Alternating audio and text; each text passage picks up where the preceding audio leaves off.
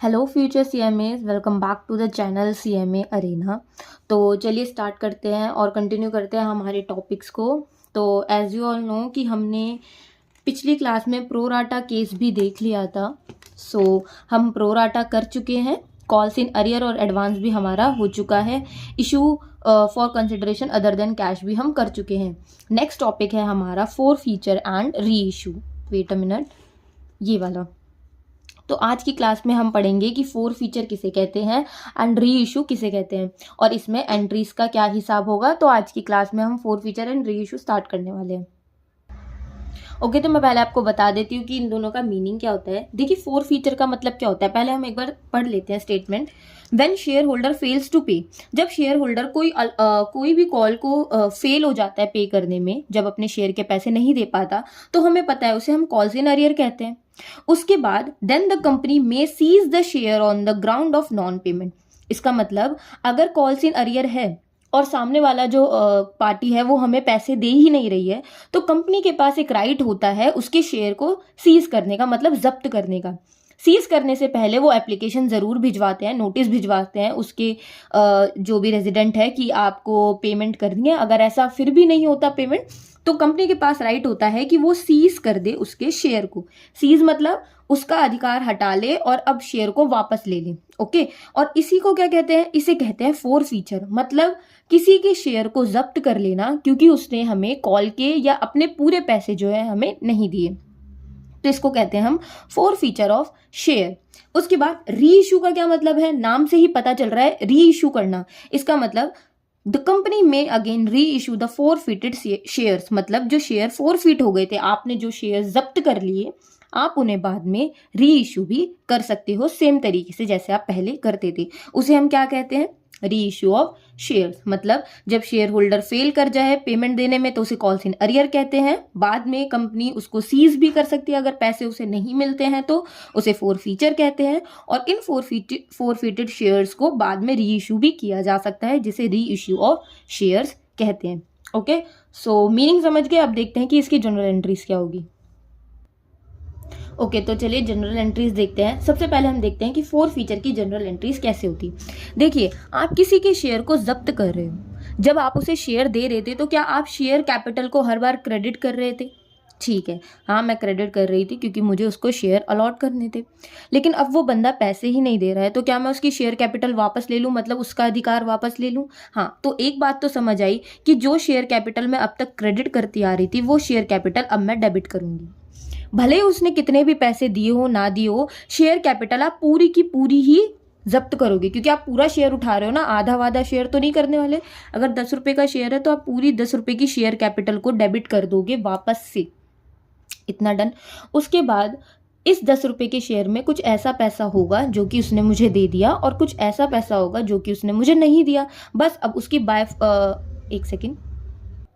बस अब उसकी बायफॉर्गेशन कर देनी है आपको। इसका मतलब 10 रुपए का पूरा शेयर कैपिटल मैंने डेबिट कर दिया। अब फॉर एग्जाम्पल कि उसने मुझे 6 रुपये तो दे दिए थे, सो यहाँ पर हम लिख देते हैं कि उसने 6 रुपये दे दिए थे और 4 रुपये वो नहीं दे पाया। तो देखो, 6 रुपये जो दिए थे उसने मुझे वो पैसे दे दिए, अब मैं उसको वो पैसे वापस नहीं दूंगी, तो इसका मतलब मैंने उसके शेयर जब्त कर लिए, उसका अमाउंट जब्त कर लिया। ओके, तो शेयर फोरफिटेड में कौन सी अमाउंट आती है, वो अमाउंट जो कि पैसा मुझे मिल चुका है और अब मैंने उसके पैसे पर कब्जा कर लिया है, और ना ही मैं उसे शेयर देने वाली, क्योंकि उसने मुझे आगे की पेमेंट करी ही नहीं है। तो शेयर फोरफिटेड अकाउंट में कौन सा अमाउंट आएगा, जो कि आपने फोरफीट करा है, जो कि आपने उसके पैसे जब्त करे। उसके बाद कुछ ऐसा पैसा जो कि उसने मुझे नहीं दिया, तो वो कहाँ आएगा, कॉल्स इन अरियर में। आप शुरू में जब वो मुझे पैसे नहीं दे रहा होगा तो आप बार बार कॉल्स इन अरियर लिख रहे होगे ना, तो अब उसको क्रेडिट करने का समय आ गया है कि हम अब कॉल्स इन अरियर क्रेडिट कर देंगे, क्योंकि अब हमें पैसे मिल ही नहीं रहे हैं। तो हम यहाँ क्रेडिट कर देंगे वो पैसे जो कि उसको देने थे, उसने नहीं दिए। ठीक है, तो यहाँ पर क्या आएगा, वो पैसे जो उसने दे दिए, अब वो उस पर हमारा कब्जा है। और यहाँ क्या आएगा, वो पैसे जो कि उसने हमें नहीं दिए। ओके, सो आई होप आपको एंट्री समझ आई होगी। एक और चीज़, अगर कॉल्स इन अरियर का यूज़ नहीं करना तो उसके बदले में आप उन कॉल्स का यूज़ कर सकते हो जिस पे आपको पैसे नहीं मिले। फॉर एग्जाम्पल, यहाँ पर उसने सिर्फ एप्लीकेशन के पैसे दिए, अलॉटमेंट के नहीं दिए, तो अरियर की जगह मैंने अलॉटमेंट लिख दिया। फर्स्ट नहीं दिए तो फर्स्ट लिख दिया, सेकंड नहीं दी तो सेकंड, थर्ड नहीं दी तो थर्ड, आप ऐसे कर सकते हो। ओके, यही प्रेफर करेंगे हम ज़्यादातर।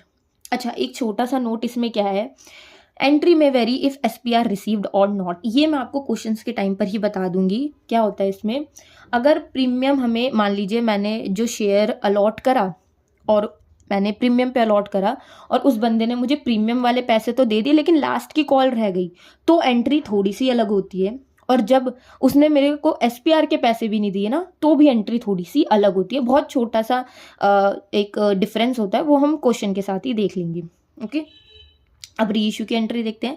री इशू का मतलब क्या है, वही सेम तरीका जैसे आप पहले एंट्रीज करते थे।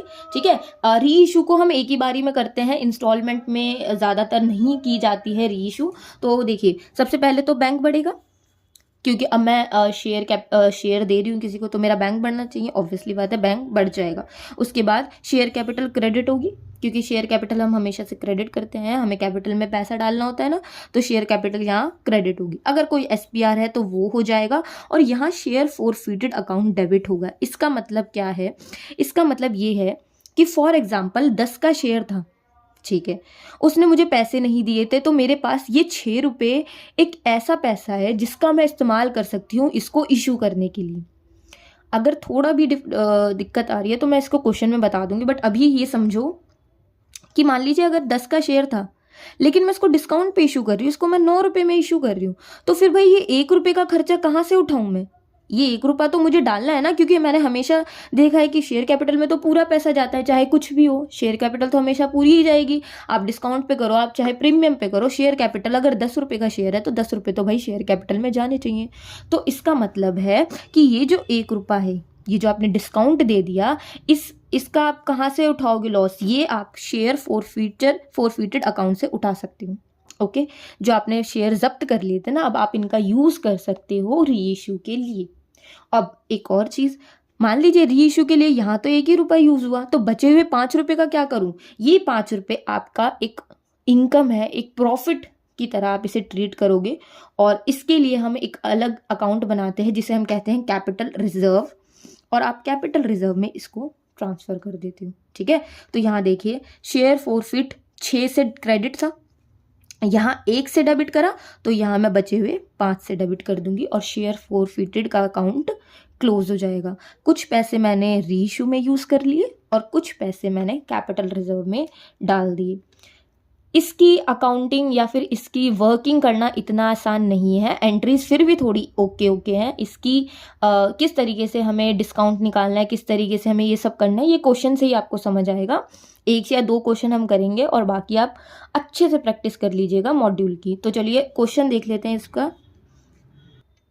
तो चलिए स्टार्ट करते हैं इलस्ट्रेशन नंबर 12, जो कि आपकी फोरफिटेड एंड री इशू पर बेस्ड है। जिस तरीके से मैं ये वाला क्वेश्चन कर रहा हूँ उसी तरीके से करिएगा, आपको बहुत अच्छे से डिस्काउंट कैसे निकाला जाता है, फोरफिटेड में कितना पैसा जाएगा, क्या होगा, आराम से आपको समझ आ जाएगा। ठीक है, तो देखो इलस्ट्रेशन 12 का कहता है कि 500 शेयर्स थे जो कि इशू करे गए थे 10+2 मतलब 2 रुपये के प्रीमियम पर।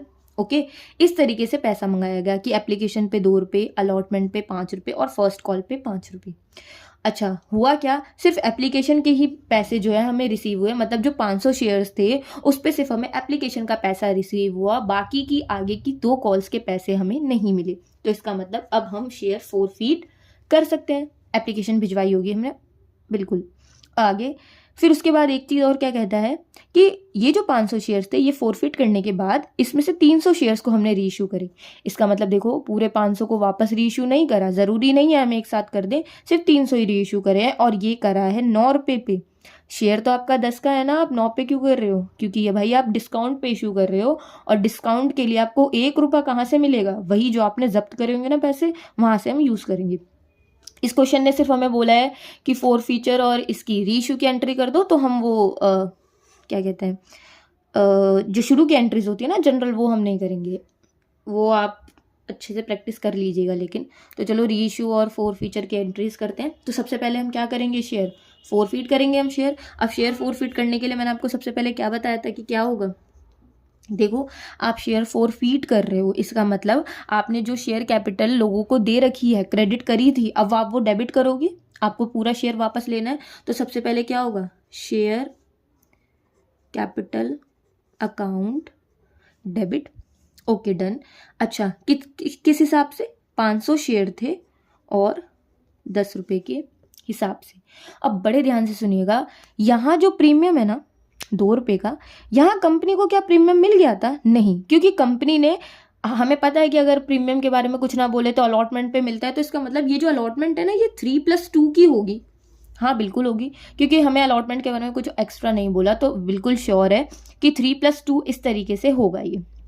ओके, तो इसका मतलब जो कंपनी है उसको SPR के पैसे भी नहीं मिले ना। और जो मैंने आपको पीछे नोट लिखवाया था ना कि वेरी होता है, वो अब मैं आपको बताती हूँ कैसे वेरी होता है। देखो यहाँ कंपनी को SPR का पैसा नहीं मिला, इधर SPR का पैसा ना मिलने का मतलब है, देखो यहाँ कंपनी को SPR का पैसा नहीं मिला है। अब देखो ध्यान रखना, जब भी SPR का पैसा नहीं मिलता ना तो कंपनी चिल्ला चिल्ला के बताती है कि मुझे SPR का पैसा नहीं मिला है। इसका मतलब SPR की एंट्री भी होगी। वहीं अगर यहाँ SPR का पैसा उसे मिल जाता तो कंपनी बिल्कुल शांत रहेगी और SPR को अपने पास रखेगी, कुछ नहीं बताएगी एंट्री में कि उसको SPR मिला है या नहीं मिला। ओके, तो यहाँ पर उसे SPR नहीं मिला ना, तो वो रो रो के बताएगी मुझे SPR नहीं मिला, तो इसका मतलब आपको SPR की एंट्री करनी है। अगर आप SPR भी पहले क्रेडिट करते हुए आए हो शेयर कैपिटल के साथ, अब आप वापस ले रहे हो तो आप SPR को भी डेबिट करोगे ना। तो यहाँ पर एक और चीज़ क्या होगी? SPR account debit. फिर से सुनो, SPR हम वापस से डेबिट क्यों कर रहे हैं? क्योंकि हम पहले इसे क्रेडिट कर चुके होंगे कि हमें मिला होगा, मिलने वाला है, लेकिन हमें मिला ही नहीं ना, उस बंदे ने हमें आगे की कॉल के पैसे ही नहीं दिए, तो वापस से इसको डेबिट करो, ठीक है। और ये SPR हमें नहीं मिला तो कंपनी बताएगी कि मुझे SPR नहीं मिला, लेकिन अगर उसे मिल गया होता तो ऐसा कुछ भी नहीं होगा, एंट्री करेंगे ही नहीं। ओके, तो बस यही वेरी करती है SPR में। अब SPR में किस हिसाब से पैसा जाएगा भाई? 500 के हिसाब से 2 रुपये मुझे नहीं मिले, ठीक है। यहाँ तक कोई डाउट? अब आगे देखो, टू शेयर फोरफिटेड अकाउंट, ठीक है। शेयर फोरफिटेड अकाउंट में क्या जाता है? वो पैसा जो कि अब मैंने जब्त कर लिया, इसका मतलब वो पैसा जिसमें मेरा अधिकार हो गया है, ठीक है। क्योंकि उसने भाई मुझे आगे कॉल के पैसे नहीं दिए, तो अब जो पैसे उसने दिए थे मैं उसे जब्त कर लूंगी। तो इसका मतलब यहाँ उसको कितने पैसे उसने दिए? देखो उसने बस एप्लीकेशन के पैसे दिए, इसका मतलब 500 के हिसाब से 2 रुपये वो मुझे दे चुका और अब मैंने इसे जब्त कर लिए, तो मैं ये फोरफीचर में डाल रही हूँ। आगे देखो 2, अब यहाँ आप कॉल्स इन अरियर भी लिख सकते हो, और मैंने आपको बताया कि आप सीधा कॉल्स का नाम लिख दो, वो भी बेटर है, तो मैं यहाँ कॉल्स का नाम ही लिख रही हूँ क्योंकि वही ज़्यादा प्रेफरेबल होता है। ओके, तो देखो एप्लीकेशन के पैसे मिल गए थे, यहाँ शेयर फोरफिटेड के नाम से मैंने डाल दिए। अलॉटमेंट के पैसे नहीं मिले तो आप क्या लिखोगे? Share allotment account. किस हिसाब से? 500 के हिसाब से भाई 5 रुपये मुझे नहीं मिले। आगे 2 शेयर फर्स्ट कॉल अकाउंट, यहाँ भी 500 के हिसाब से मुझे 5 रुपये नहीं मिले। अब आप देखो 5 5 10 12, 10 और 2 12, इसका मतलब हमारी आराम से ये अमाउंट जो है टैली हो जाएगी। तो आई होप सो आपको समझ आई, ये है फोरफिटेड या फोरफीचर की एंट्री। अब करते हैं री इशू की एंट्री। तो चलो अब री इशू का करते हैं। अब री इशू करने से पहले आपको वर्किंग नोट पता होनी चाहिए कि किस तरीके से करते हैं। बहुत ध्यान से समझिएगा, ये वाला कॉन्सेप्ट आपको बहुत आराम से आ जाएगा और कहीं भी आपकी आगे चल के मिस्टेक नहीं होगी, चाहे कितना भी कॉम्प्लिकेटेड क्वेश्चन मिल जाए। देखो यहाँ 500 शेयर्स थे, हाँ हमें पता है। 500 शेयर्स में से उन्होंने सिर्फ कितने री इशू करे? 300 शेयर्स। अब आप क्या करो, 500 शेयर्स पे जितने भी पैसे जब्त करे थे वो तो पूरे 500 के लिए थे ना, आपको 500 का पूरा नहीं लेना, आप सिर्फ 300 के शेयर्स के हिसाब से पैसे निकालो कि मैं कितना 300 शेयर्स पर डिस्काउंट के लिए यूज कर सकता हूँ। फॉर एग्जाम्पल देखो प्रॉफिट ऑन फोरफीचर, आपको कितना प्रॉफिट हुआ था फोरफीचर पर? तो आपको प्रॉफिट हुआ था उतना प्रॉफिट ना जितने आपने पैसे जब्त करे, तो आपको 500 के हिसाब से ना 2 रुपये का प्रॉफिट हुआ था। ऊपर हमने देखा था ना शेयर फोरफीचर में हमने 500 के हिसाब से 2 रुपये डाले थे क्योंकि 2 रुपये एप्लीकेशन के उसने मुझे दे दिए थे और अब वो मेरे हो गए। तो 500 के हिसाब से 2 रुपये, इसका मतलब 1000 रुपये का मेरे पास प्रॉफिट पड़ा है फोरफीचर पर। अच्छा ये क्या 1000 पूरे 500 शेयर्स पर है ना? बिल्कुल। अब आप 300 शेयर्स के ऊपर निकालो और बस उन्हीं पैसों का आपको यूज करना है। कैसे निकालोगे आप? प्रॉफिट ऑन 300 शेयर्स, 300 शेयर्स पर कितना प्रॉफिट हुआ है, मतलब आप कितना यूज कर सकते हो, तो आप कैसे निकालोगे? देखो ये जो 1000 रुपए हैं ये 500 शेयर्स के ऊपर है। ओके, तो 300 शेयर्स पर कितना होगा, कैसे ही निकलेगा? देखो 1000 रुपए 500 शेयर्स के ऊपर है, तो एक शेयर का निकल गया। अब एक शेयर को 300 से मल्टीप्लाई कर दो, तो ये आपका कितना आएगा? 600। ओके, कैलकुलेट कर लीजिएगा, 600 ही आएगा। तो 600 रुपये जो है मेरे पास ऐसे पैसे हैं जो कि मैं 300 शेयर्स पर यूज़ कर सकती हूँ। अब ये जो बच गए 200 है ना, यहाँ पर 200 शेयर्स ऐसे हैं जो कि आपने री इशू नहीं करे ना, इनको भूल जाओ। ना इनके पैसों का कुछ होगा ना कुछ भी, जब तक री इशू नहीं होंगे ना आगे ये 200, तब तक आपको कुछ नहीं करना। अभी आपने सिर्फ 300 री इशू करे ना, बस उस पर ध्यान दो। इसका मतलब अब बस ये 600 रुपये ही आपके लिए है, जो है आपको इसी 600 पे डिस्काउंट देना है और इन्हीं 600 से बचा हुआ पैसा आपको प्रॉफिट में डालना है। 200 रुपये पर जो भी पैसे थे, जिसकी मैंने अभी कैलकुलेशन भी नहीं करी है, आपको भी नहीं करनी। ये 200 शेयर तब यूज होंगे जब आगे चल के ये री इशू होंगे। अभी तक ये री इशू नहीं हो रहे, इसको छोड़ दो बिल्कुल ही, ठीक है। अब ये जो 600 रुपये है ना, हमें इसका यूज करना है। अब मुझे एक बात बताओ, माइनस करेंगे अब हम, ये तो 600 रुपये हम यूज़ कर सकते हैं, आपको यूज़ कितना करना है? हमने अभी देखा था कि वो 300 शेयर्स री इशू कर रहे हैं 9 रुपये पे, लेकिन मुझे शेयर कैपिटल में 10 रुपये डालने हैं, तो इसका मतलब मुझे कितने का लॉस झेलना पड़ेगा? मुझे 300 शेयर पे 1 रुपये का लॉस झेलना पड़ेगा ना, तो इसका मतलब मुझे कितना लॉस या कितना डिस्काउंट देना पड़ेगा? डिस्काउंट मैं कितना दूंगी भाई?